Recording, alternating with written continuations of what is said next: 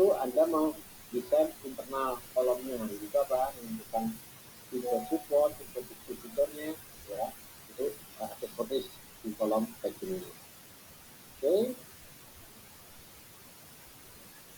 Nah, untuk menentukan tinggi kolom, ya, kita bisa menggunakan dua pendekatan. Ya, satu pendekatan namanya NTU dan dua pendekatan yaitu STU atau HTU. Ya. Nah, ini kalau untuk ketinggian tadi kita bisa menggunakan yang HTU ya, height of center unit dikali dengan number of center unitnya. Ya. Atau kalau kita menggunakan NTU ya kita dikali dengan NTU-nya. Nah, NTU HTU itu apa? Kalau NTU itu ukuran tingkat kesulitan proses pemisahan atau separasi, ya, sehingga semakin tinggi tingkat kemurnian yang ingin ditarget, maka NP-nya akan semakin besar. Kemudian juga yang HTU. HTU itu ukuran efektivitas separasi dari packing tertentu, ya, sehingga semakin tinggi laju perpindahan massa dan luas permukaannya, maka HTU-nya akan semakin kecil. Nanti silahkan untuk NTU, HTU harusnya dari di teknik pemisahan ya. Sudah belum? Sudah, Pak. Sudah ya. Nah, nanti silahkan dibuka ulang lagi ya untuk NTU HTU-nya. Nah, untuk metodenya ini ya, untuk metode penentuan keseimbangannya kita bisa menggunakan metode HETP ya. HETP itu basisnya keseimbangan fase ya, equilibrium. Kemudian kita juga bisa menggunakan basisnya mass transfer analysis atau HTU ya. Nah, dua pendekatan ini kalau HETP metode maka ketinggian kolomnya ya teoritisnya ya ini HETP dikali dengan apa? Jumlah theoretical state-nya. Ya, kita menggunakan N-nya dari mana? Anda bisa menggunakan persamaan detail kan ya, sudah diajarin kan? Nah, ini saya nggak akan mengajarkan ulang karena kita menggunakan aja. Ya, jadi nanti intinya tinggi kolom HETP kali dengan N, tapi nanti tambah dengan apa? Dengan tinggi untuk menampung kondenser bawah dan yang atas. Ya, tampungan atas dan tampungan bawah. Nanti ada perhitungannya. Nanti dicontoh lebih jelas ya. Kemudian kalau pendekatan pakai MTU atau mass transfer analysis itu jarang sedikit digunakan karena biasanya untuk pendekatan mass transfer ini dia paling teliti. Tetapi konsekuensinya kalau desainnya paling teliti maka untuk desain kolom yang lebih besar akan lebih rumit. Biasanya nanti untuk pendekatan MTU ini digunakan untuk mendesain jenis kolom baru. Kalau pengembangan, ya pengembangan kolom baru kita bisa menggunakan pendekatan mass transfer analysis. Ya kalau untuk kolom yang konvensional ya udah pakai yang HETP aja. Ya karena ini lebih rumit, tapi lebih teliti. Basisnya transfer massa. Belum masih ingat ya? Di kuliah proses transfer massa ya. Nah, kita basisnya ini menggunakan persamaan transfer massanya. Oke, untuk perhitungan tinggi packing nanti biasanya pendekatan ini ya, ada HETP sudah saya jelaskan. Nah, ini untuk perbandingannya pendekatan HETP ini cocok untuk sistem yang multi komponen. Ya, jadi kalau sistemnya multi komponen arahkan ke HETP pendekatan perhitungan ketinggian kolomnya karena dia sesuai cocok. Sedangkan kalau HTU kalau pakai pendekatan multi komponen sangat susah. Kenapa sangat susah? Nah, kita lihat dari persamaan ini ada harusnya kalau biner berarti kan kalau pemisahan kan paling tidak biner ya dua komponen kan ada A dan komponen B kan. Nah, masing-masing ini ada persamaan diferensialnya. Sehingga apa? Ketemulah persamaan diferensial parsial, ya kan? Orde 2 ya. Kalau multi komponen, nah maka komponen A, B, C dan seterusnya dengan diferensialnya bisa pusing itu Anda menyelesaikannya, ya ordenya bisa orde kompleks nanti, ya sehingga kalau untuk yang pendekatan MTU ini kesulitan kalau diaplikasikan di pemisahan yang multi komponen. Nah untuk HETP dapat menggunakan komputer ya sekarang sudah banyak hitungan pakai komputer, kemarin juga sudah bisa pakai Excel, Anda bisa kembangkan aja pakai Excelnya ya atau pakai metodenya juga bisa pendekatan perhitungan HETP. Kalau HTU lebih kompleks, lebih sulit ya tapi dia bisa menampakkan perkembangan desainnya atau lebih bagus untuk desain awal suatu kolom baru. HTTP memungkinkan perbandingan lebih mudah dengan kolom plate ya, jadi kita bisa mendekatkan HTTP dengan plate ya, karena dia head equal vertical to plate ya. HTTP lebih sensitif terhadap beban sistem dan properti fisika. Jadi kalau ada perubahan laju stick, laju umpan, HTTP dia relatif tidak sensitif. Oke, sampai sini ada pertanyaan? Belum, kalau belum dilanjutkan untuk penentuan diameter kolom packing ya. Diameter kolom packing ini intinya gini ya. Kalau kita punya suatu kolom packing, nah Anda mendesain diameter kolom packingnya ini, Anda harus mengoptimasi antara apa? Laju transfer massa dari uap yang naik ke atas ya, akan bertemu dengan liquid yang dari reflux ya, dia turun ke bawah ke sini. Nah, Anda harus mendesain transfer massanya ini yang diameter kolomnya itu yang bisa menghasilkan transfer massanya paling luas. Ya. Nah, ini yang intinya pada waktu kita merancang diameter kolomnya. Nah, nanti pada kolom ada yang namanya peristiwa flooding. Flooding itu sebenarnya apa? Banjir ya. Nah, kalau banjir maksudnya apa? Di sini.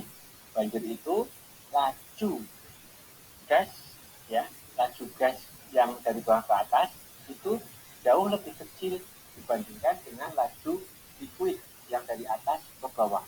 Akibatnya apa? Packingnya mengalami kebanjiran atau flooding. Kalau flooding apa? Ini kan nggak flooding.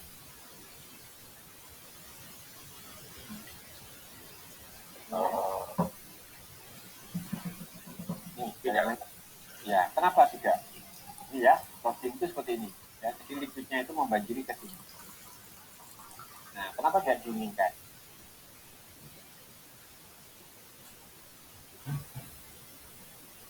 Kenapa? Tadi intinya di kolom ini kan apa kan? Anda harus melakukan kontak kan ya, kontak transfer massa antara vapor uap dengan liquid kan? Iya. Nah, kalau ada flooding, apa akibatnya? Apa namanya, pergerakan uap ke atasnya terganggu kan? Ya, uapnya di sini kan pasti nggak akan bisa nembus kan ya? Nanti Anda muncul kenapa kalau ada flooding? Anda berarti apa? Menghasilkan pressure drop yang sangat tinggi kan? Delta P-nya sangat tinggi ya, hingga uapnya nggak akan sampai ke puncak ya kan, sampai ke sini sudah habis uap, laju uapnya itu ya, hingga flooding itu harus dihindari. Nah, flooding inilah nanti yang sebagai dasar pada waktu penentuan diameter kolom. Kenapa? Karena dengan mengubah diameter kolom kita bisa meminimalkan floodingnya kan. Kalau ini kita perbesar, maka floodingnya dia akan lebih turun kan. Nah, basisnya penentuan diameter kolom yaitu dari flooding velocity ya, atau kecepatan flooding nanti kita jelaskan. Oke. Nah, kondisi kolom ini biasanya kita menggunakan kondisi desain yaitu jangan sampai terjadi flooding ya. Jadi perancangan awal kita harus menghindari flooding hingga di desain itu kita kecepatannya atau kondisi operasinya yaitu ini ya, 50 sampai 70% kecepatan gasnya ini biar tidak terjadi loading ya. Jadi 50 sampai 70% dari kecepatan loading ya. Jadi kalau kecepatannya 100% maka dia harus di bawah ini 50 sampai 70% ya, menghindari loading harus dihindari. Ini merupakan konsensus ya, jadi sekitar 50 sampai 70. Kemudian untuk kapasitas kolom packing nanti ditentukan berdasarkan luas penampang lintang cross section ya. Nah, cross sectionnya ini kan berarti apa? Lingkaran kan ya. Berarti Anda bisa menentukan dari luas lingkaran ini. Nah, ya. Kemudian kolom didesain itu beroperasi pada pressure yang paling ekonomis. Nah, perhatikan di sini, pressure ini penting ya. Pressure ini ada suatu apa yang berlawanan kontradiktif ya. Kalau Anda ingin menghasilkan transfer massa yang besar ini ya, berarti kan ini dibuat rapat, ya kan? Ini dibuat rapat, akibatnya apa? Delta-nya besar atau kecil? Ini rapat. Besar, Pak. Nah, delta-nya kan besar kan? Inginkan nggak delta lebih besar? Tidak. Tidak, ya. Sehingga Anda harus mengoptimasi ya transfer massanya baik, tetapi delta-nya ya jangan terlalu tinggi, ya harus dioptimasi. Nah dari sini kita bisa menggunakan ini ya untuk random passing drop itu maksimal passing dropnya tidak lebih dari 80 mm H2O per meter tinggi passing. Ini merupakan passing drop maksimum untuk yang jenisnya random passing ya. Karena apa? Ini sudah dianggap ekonomis. Kalau di atas ini dia tidak ekonomis ya. Transfer massanya bagus, tetapi nggak ekonomis karena Anda membutuhkan utilitas kompresor baru ya. Oke, sama sini ada kan? Belum? Nah, kalau belum saya lanjutkan. Ini tahapan ya, tahapan untuk menghitung diameter kolom packing. Ya, satu, Anda harus menghitung dulu nilai massa fluid aktual untuk liquid ya L dan fluid aktual untuk gasnya. Ya, berarti Anda punya fluidnya, mass fluid ya untuk gas maupun liquidnya.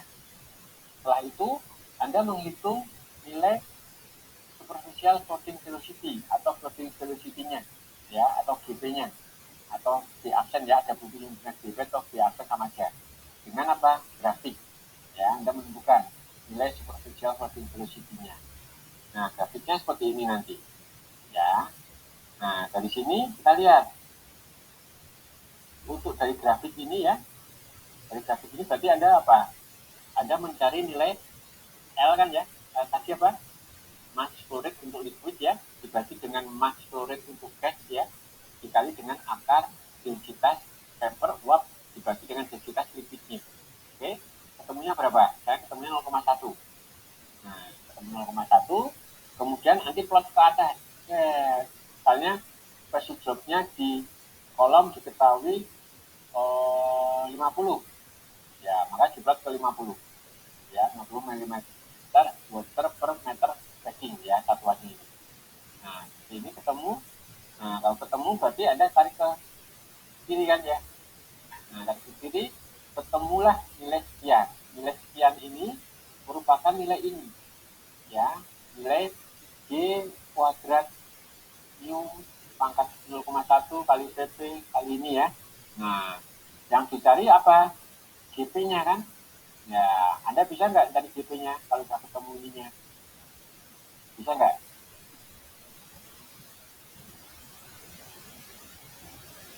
Bisa, Pak. Bisa ya, paham ya? Nah, maka dari grafik sumbu Y tadi ya, ketemulah ini ya, Anda mencari GP-nya. Ya, GP-nya sama dengan apa? Ini akar dari densitas vapor kali dengan densitas liquid min densitas vapor ya uap ya dibagi dengan viscositas pangkat 0,1 kali PP. PP ini apa? Faktor packing ya, faktor packing itu kemarin jenis packing ya, tergantung jenis packingnya. Ada kemarin sudah dapat ya di PPT yang saya share itu masing-masing packing dia punya faktor packing. Nanti Anda cari packingnya apa, faktor packingnya berapa ya, nanti Anda bisa mencari sendiri. Oke, kemudian kali densitas vapor per densitas liquid pangkat 0,1. Nah, ketemu GP-nya atau floating velocity-nya ya, maka Anda bisa menghitung G operasi. G operasinya berapa?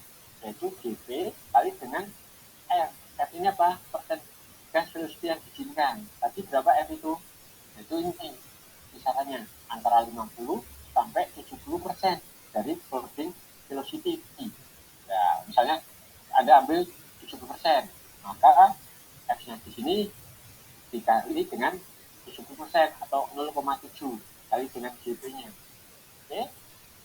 Nah, ketemu GP-nya maka Anda bisa menentukan cross section area atau luasan area ya. Luasan area berarti apa?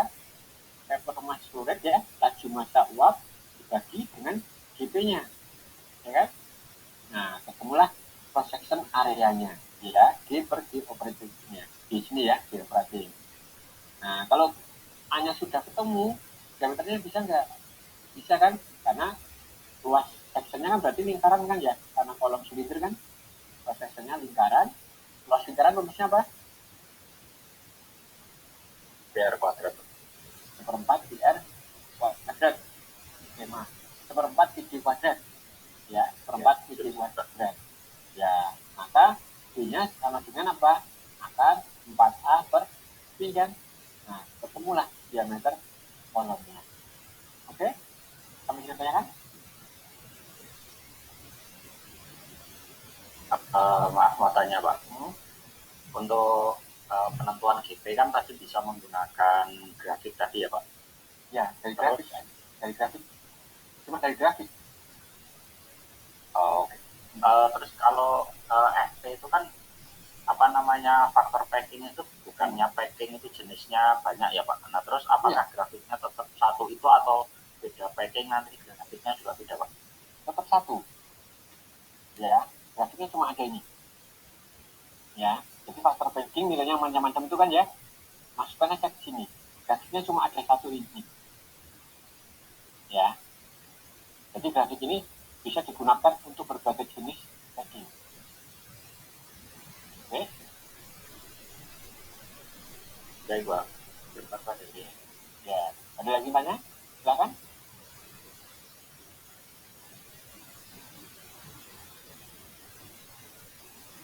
Nggak ada? Ini saya kasih bocoran ya, pasti keluar di di UTS ya, yang saya bikin soalnya. Ya, jadi Anda harus bisa merancang ini. Ya, karena pasti keluar ini di UTS. Oke? Ada yang tanya kan? Belum. Oke, kalau belum saya lanjutkan ya. Nanti silakan ada tugas dikerjakan mandiri untuk latihan. Kalau Anda nggak mengerjakan ya nggak apa-apa, karena ini pelatihan pada waktu UTS sebenarnya saya harapkan ya. Oke, kalau nggak ada, coba saya ini jelaskan. Oh, ini terlalu kelihatan nggak Anda? Kebaca nggak? Baca ya. Ya, oke. Ini Anda diminta merancang suatu kolom packing ya untuk proses scrap ya, atau asepsi ya. Anda diminta menentukan diameter kolomnya jika diketahui operating liquid rate-nya 1,5 kali dari minimumnya. Kemudian velocity gasnya tidak boleh lebih dari 75% dari floating velocity-nya ya. Di sini 75% maksimumnya. Berarti F-nya tadi ya, yang F kecilnya tadi dikali dengan 0,75.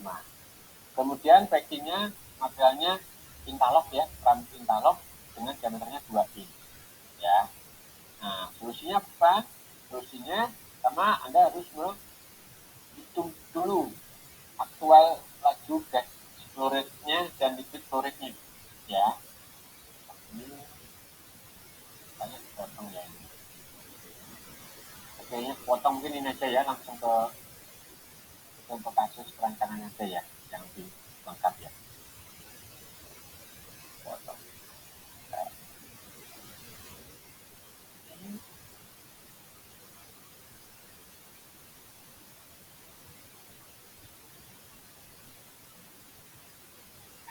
Oke, ini jalan.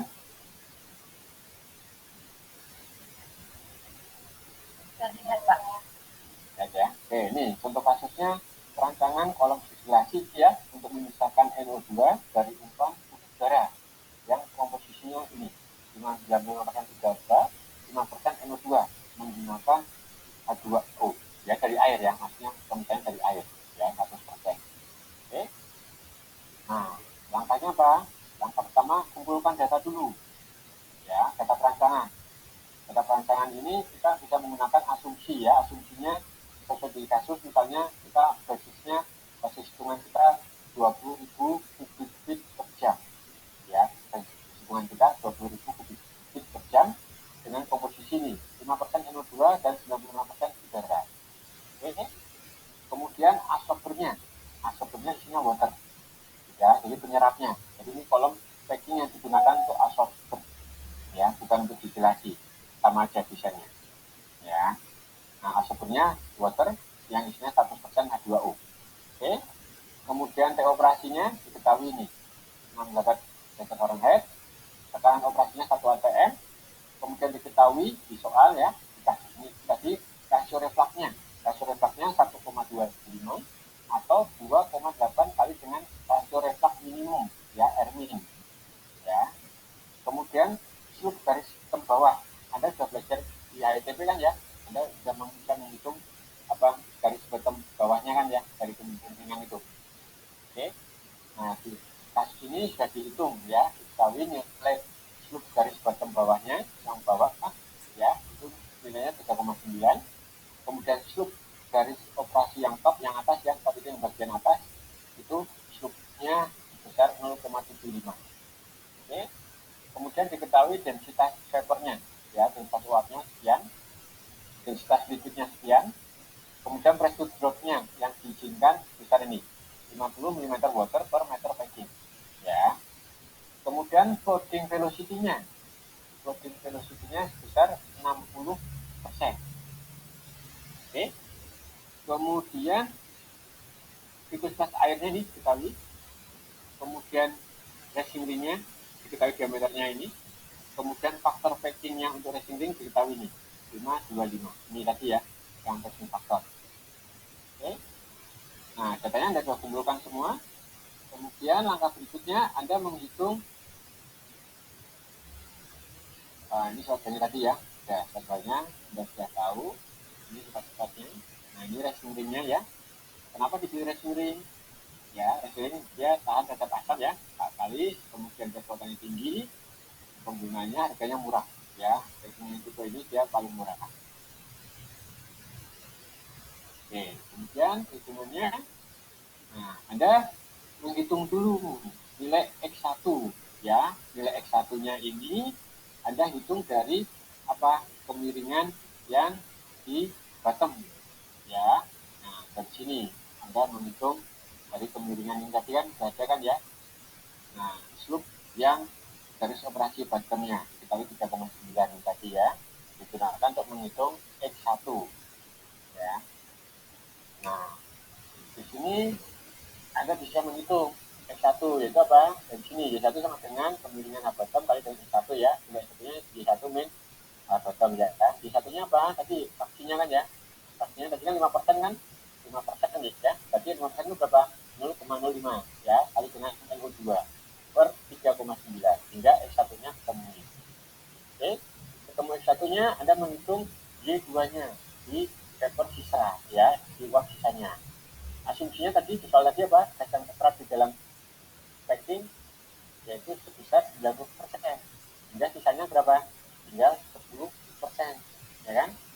Nah, berarti sisa vapor uap yang keluar atau Y2, ya, dengan 10% kali dengan 0,05, ya, karena tadi yang uap tadi yang ini kan 5% kan, ya, hingga 10% dari yang 0,05. Ketemulah ini. Oke. Kemudian langkah berikutnya Anda mencari persamaan garis operasinya, ya. Anda mencari persamaan garis operasinya, Anda menggunakan persamaan ini, ya. Ini ada di bukunya Brown, ya. Jadi silakan nanti dibuka lagi, saya nggak akan menerangkan, ya, di unit operasi yang di pemisahan di HETP, ya, sebelum HETP. Nah, ini untuk garis operasinya, yaitu apa? G1 min G2 sama dengan LM per GM kali dengan X1 min X2, ya. Nah, LM ini apa? Laju liquid minimum. GM ini apa? Laju gas minimum, ya. Maka LM per GM sama dengan ini G1 min G2 per X1 min X2 kan beda semua, ya. G1-nya 5% tadi, ya, awal. Kemudian G2-nya tadi hasil hitungan ini 0,05. Kemudian X1-nya tadi 0,05 dari hitungan ini. Nah, X1-nya ini, ya, X1-nya 0,018 ini. Kemudian X2-nya kita asumsikan 0. Kenapa 0? Karena tidak ada aliran yang keluar dari air, ya, seber, ya, saya tadi kan, ya,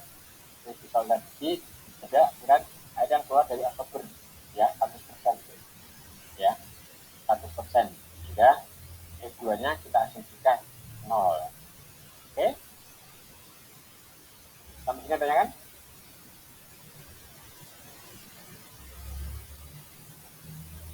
Ada yang tanyakan? Belum Pak. Belum? Oke, kalau belum saya lanjutkan ya.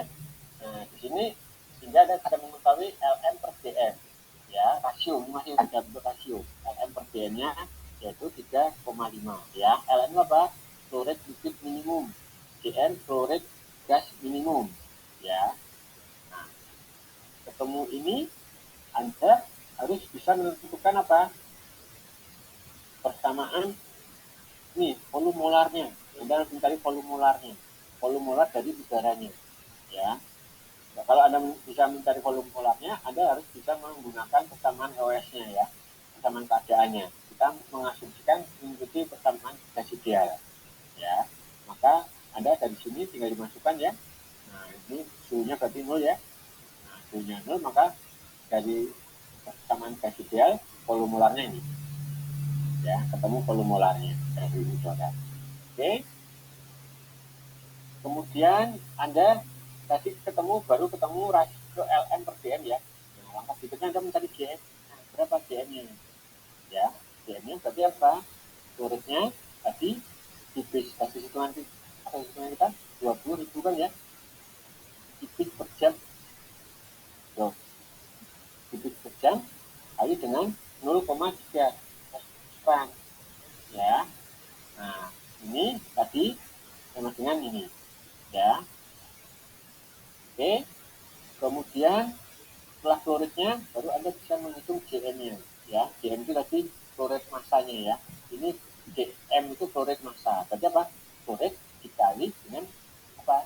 1 mol udara per 0,24. Berarti di molnya kan ya. Ini pada kondisi SPP kita asumsinya ya yang 224 kan. Nah, ketemu GM-nya ya. Ketemu GM-nya tinggal satuannya perhatikan. GM-nya masih dalam satuan mol udara per jam. Ya. Nah, ketemu GM-nya, maka LM-nya bisa nggak dicari? Bisa kan ya? Karena Anda sudah mengetahui rasio LM per GM-nya kan, yang tadi yang Anda hitung 3,5 tadi ya. Sehingga GM-nya sudah ada di sini, maka LM-nya sudah ketemu. Ya, ketemulah LM-nya. Oke ya, langkah 6 sudah. Langkah 7, tadi kan baru LM ya, LMDM minimum. Ya, yang kita mencari yang L aktualnya. Ya, L aktualnya berarti apa? L minimum dikali dengan rasio refluxnya tadi. Ya, rasio refluxnya berapa? Tadi kan 2,8 ya rasio refluxnya. Maka LM tadi dikali dengan rasio refluxnya ya, yang 2,8. Nah, ketemulah L. Ya, kemudian setelah ketemu L, ini masih dalam satuannya apa? Mol air per jam. Ya, yang diminta oleh L itu dalam satuan mass flow rate. Ingat ya, L itu dalam satuan mass flow rate. Maka jangan lupa L-nya ini nanti dikali dengan BM-nya. BM-nya apa? BM-nya si air. Berapa? 18 kan ya? Nah, ketemulah mass flow rate untuk liquidnya. Oke? Sampai sini bisa diikuti?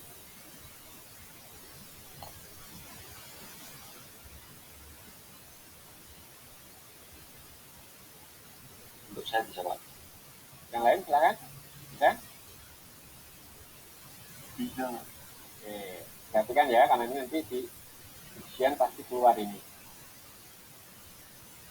Bentar ya. Bentar ya. Saya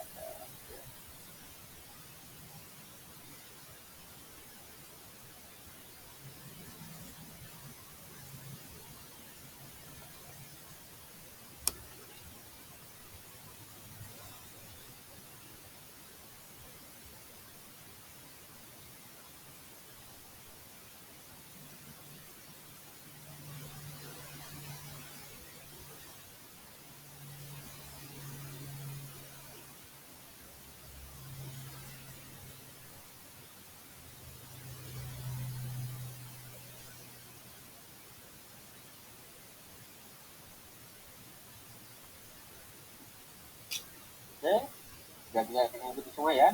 Oke, saya lanjutkan.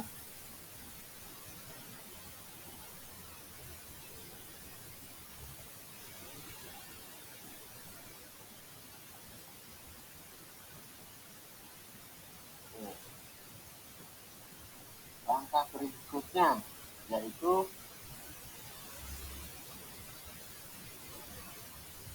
mencari G-nya ya. Tadi kan L-nya ya, mass flow rate-nya kan ya, tadi mass flow rate untuk liquid ya. Sekarang mencari mass flow rate untuk gasnya. Ya. Nah, tadi ada sudah ketemu G-nya kan ya, yang masih dalam satuan mol udara per jam ya. Nah, jangan lupa nanti yang BM masih dalam satuan mol udara per jam kali dengan BM udara. Nah, BM udara 29. Kenapa 29 BM udara? Gimana? Dari mana? Cara menghitungnya gimana? BM udara 29.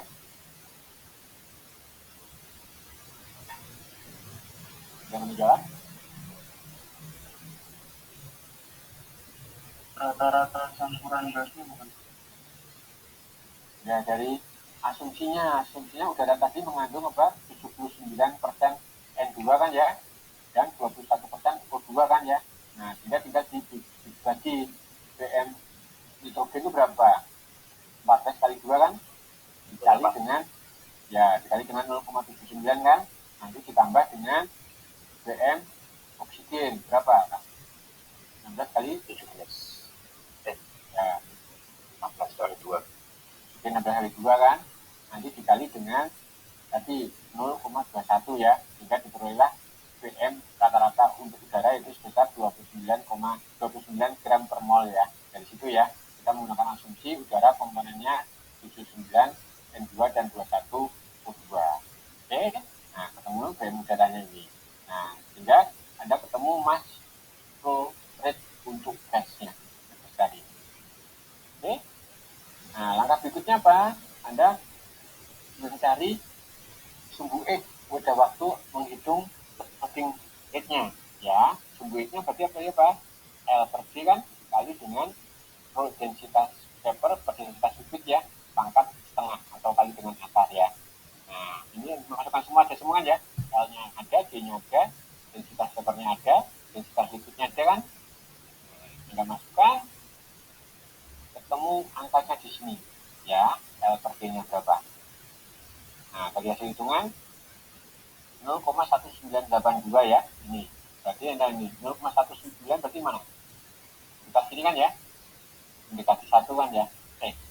Nah, salah ya, sini ya 0,1 ini 0,2 berarti sini. Nah, ini ya, ini kan 0,2 berarti mendekati 0,2 kan ya kan.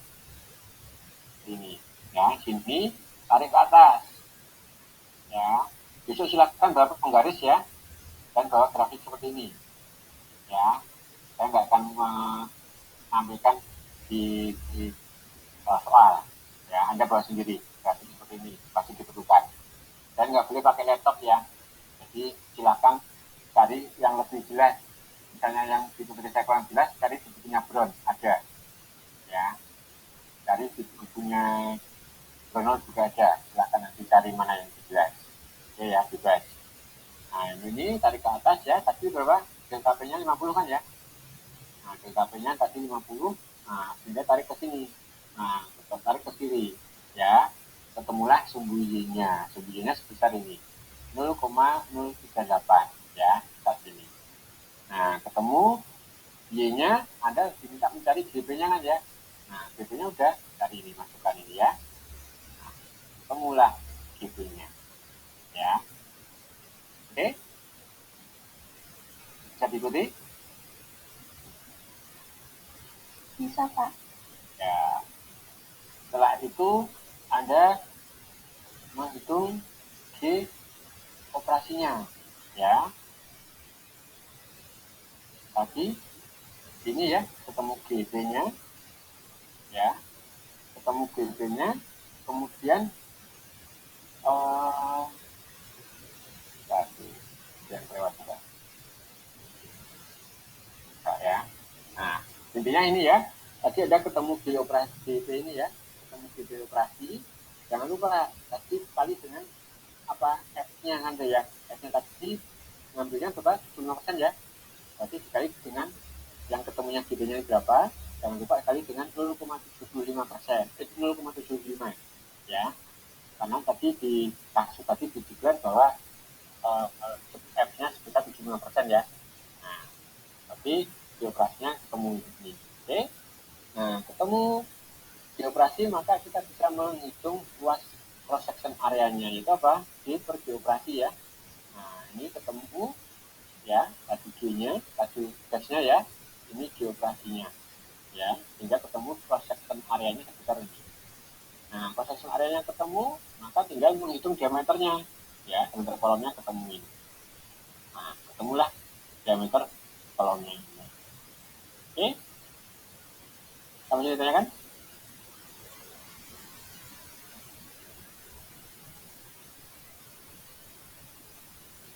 Nggak ada?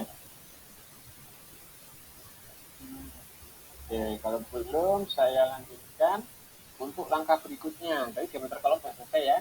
Kita menghitung tinggi kolomnya sekarang. Nah, tinggi kolomnya berarti Anda bisa menggunakan data apa? HETP-nya. Nah, ya, HETP-nya Anda harus bentar ya.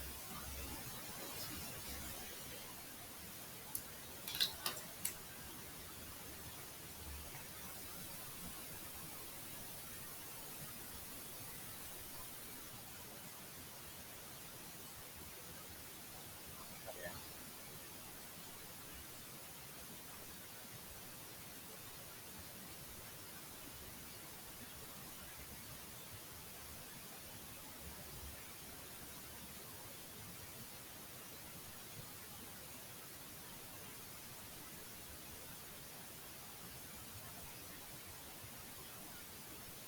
Oke, jadi ini ya, kita sampai HETP ya. Nah, untuk HETP-nya nanti kita bisa menggunakan, ini merupakan pendekatan HETP yang kasar ya. Jadi kalau orang teknik itu kita bisa menggunakan persamaan empiris untuk menentukan HETP-nya. Kalau ada dulu bisa pakai yang apa, rumusan itu, pakai yang dari kesetimbangan ya. Ini pakai yang persamaan empiris yang kasar ini.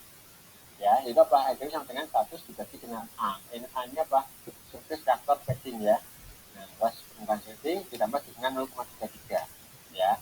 Nah, ketemulah HETP-nya. Atau HETP ini saya sebenarnya kurang begitu suka pakai ini ya, karena ini masih terlalu kasar kalau Anda pakai ini. Ya, Anda bisa menggunakan persamaan Penske Underwood. Sudah pernah belum mendengar persamaan Penske Underwood? Sudah? Gimana? Sudah ya, nanti silakan cek ya. Anda bisa menggunakan persamaan ini, ya ini walaupun cepat, tetapi hasilnya kurang begitu bagus ya, masih kasar. Kalau ini lebih bagus, Anda HETP-nya pakai persamaan Underwood, ya, Penske Underwood. Nanti silakan cek di bukunya Bro. Pakai ini boleh nggak? Boleh. Ya, oke, ketemu HETP-nya ya, yang penting ya.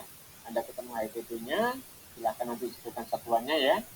Kemudian ketemu HETP-nya, maka Anda harus mencari apa? Jumlah state, ya, jumlah tingkatnya ya. Nah, jumlah tingkatnya ini kita bisa menggunakan persamaan Sherwood ya. Ini persamaan Sherwood untuk menghitung jumlah n-nya ya. Itu apa? N per 1 sama dengan log XA per XB kali dengan XB per SA ya, dibagi dengan log alpha average. Alpha average itu apa? Ini YA per XA per YB per XB ya. Nah, tadi XA XB tadi sudah diketahui, silakan dimasukkan aja angkanya ya, tinggal dimasukkan angkanya, ketemu alfanya ya. Nah, ketemu alfanya tinggal dimasukkan ke sini ya. Nah, berarti n plus 1 ini semua. Nah, sehingga ketemu n-nya ya. Berarti jumlah state-nya berapa? Besar 17 state. Oke. Nah, ketemu jumlah state-nya, maka tinggi kolomnya berapa? HETP kali dengan n ya. HETP-nya tadi ketemu kali dengan n-nya ya. Ini ketemu tinggi kolom. Dengan catatan belum tinggi kolom ini ya, belum memperhitungkan head dan bottomnya ya. Jadi yang ini merupakan tinggi kolom yang belum memperhitungkan tambahan head dan tambahan bottomnya. Oke, jadi kolom ini ada kan ya. Oke, kita lanjutkan ya. Nah, langkah berikutnya perhitungan selnya. Sel itu apa? Dindingnya ya. Kalau untuk dindingnya kita basisnya menggunakan tangki ya. Ingat, Anda sudah belajar perancangan tangki ya. Nah, kita menggunakan Sanji, kita bisa menggunakan appendix donor, ya. Nah, untuk kapasitas tadi soalnya 30.000 kubik feet ya. Kalau Anda ubah ke BBL ya, bibit barrel, nah pendekatannya mendekati ini. Nah, dari sini kita diameter halnya kita pakai yang perancangan, jangan pakai yang ini. Ini kan yang tanpa dasar massa ya. Tapi yang paling penting yang kayak bentuk ini, Anda mencari apa tinggi tebalan ya thickness-nya gitu ya. Jadi data dukungnya ini ya. Oke, untuk ininya sudah saya terangkan lagi ya, sudah sama ya pada waktu kita merancang story tank ya. Nah silakan, nah ini untuk thickness-nya tadi tinggal dimasukkan ya, ada sudah ini kemarin di pressure vessel maupun story tank. Nah ini semua.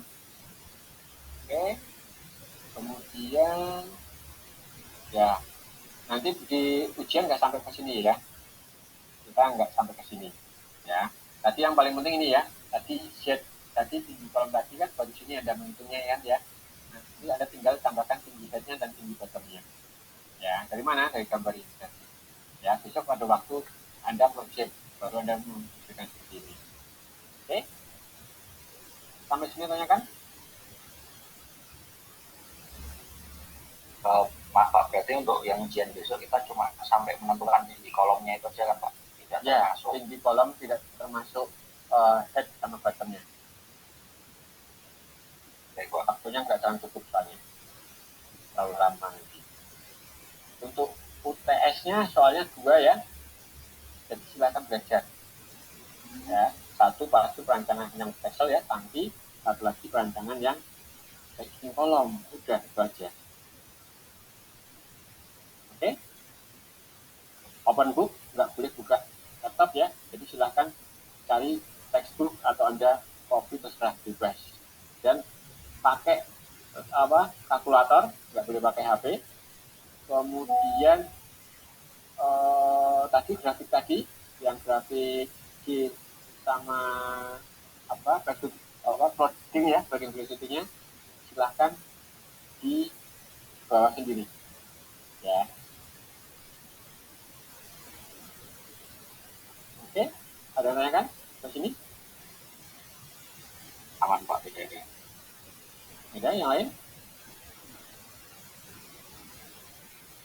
Belum ada Pak.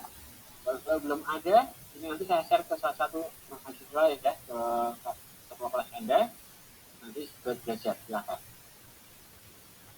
Kalau nggak ada, hari ini cukup bisa saya akhiri.